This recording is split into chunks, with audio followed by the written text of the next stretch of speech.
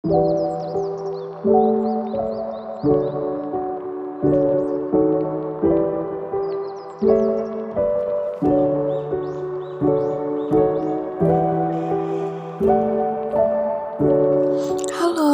ketemu lagi sama aku Nabila. Untuk kali ini, aku ingin membahas tentang pembelajaran berbasis kompetensi. Yang belum tahu, yuk kita simak videonya. Tujuan pendidikan dan pelatihan berbasis kompetensi. Tujuan pendidikan dan pelatihan adalah kompetensi yang diharapkan dicapai peserta setelah menyelesaikan proses diklat.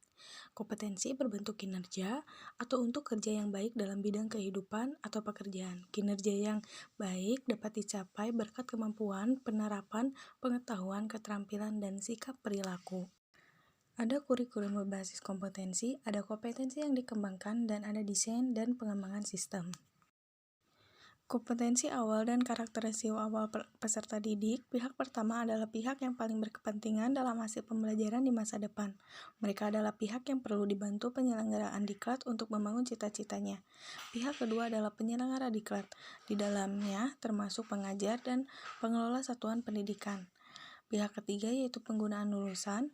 Mereka adalah yang berkepentingan untuk mendapatkan lulusan sesuai kebutuhan lapangan kerja. Kompetensi dan pengukuran hasil belajar. Akhir proses pembelajaran, pengajar, peserta diklat, dan arakat ingin tahu bagaimana hasil pembelajaran. Pendesain pelajaran perlu membuat alat pengukur yang dapat ukur kompetensi yang dimaksud dalam tujuan pembelajaran. Yang dinyatakan valid, dana alat ukur yang dapat ukur sesuatu yang seharusnya diukur reliable. Perbandingan kemampuan dan kompetensi. Kemampuan dalam kawasan pengetahuan, keterampilan, sikap.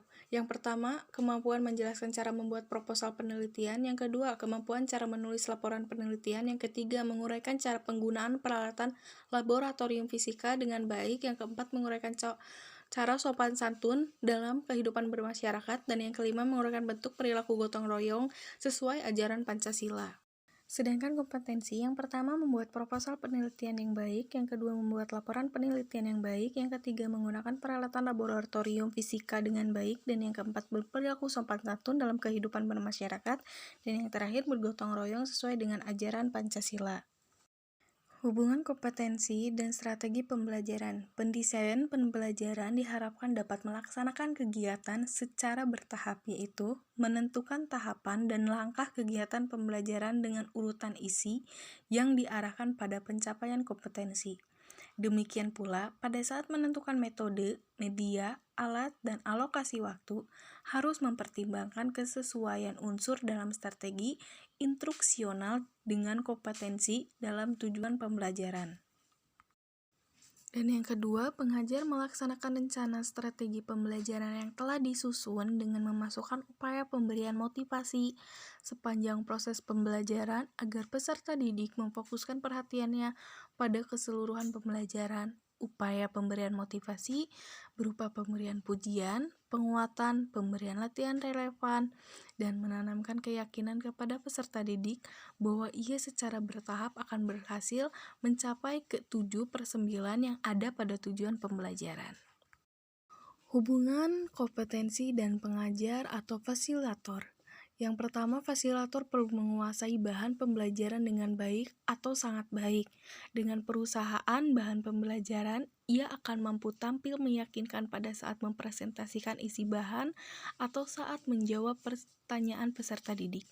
Yang kedua, fasilitator perlu terampil merancang dan melaksanakan strategi pembelajaran meliputi tahapan pembelajaran runtutan saat menyajikan isi pembelajaran menggunakan metode, media, dan alat mengelola waktu secara efisien, motivasi penguatan dan penghargaan sepanjang proses pembelajaran.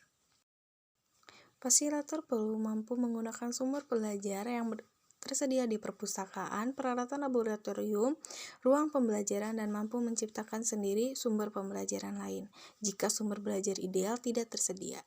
Yang keempat, fasilitator mampu merancang dan menggunakan alat pengukuran yang baik sesuai kompetensi dalam tujuan pembelajaran. Alat pengukuran yang baik dilihat dari validitas, reliabilitas, dan kepraktisan penggunaannya. Dan yang terakhir, fasilitator mampu memperoleh dukungan tenaga kependidikan dan pengelolaan satuan pendidikan di tempat kerja. Dukungan tenaga kependidikan berupa penyediaan ruang pembelajaran dan peralatan yang tersedia. Dari pimpinan satuan pendidikan mendapat keluasan berkreasi dan berinovasi dalam melaksanakan pembelajaran.